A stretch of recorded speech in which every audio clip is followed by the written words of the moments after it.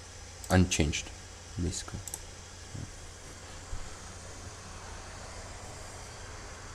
Okay. Hope that answers the question. If you're interested in more details, then you can tell. You can ask. I'll be happy to explain it in more detail.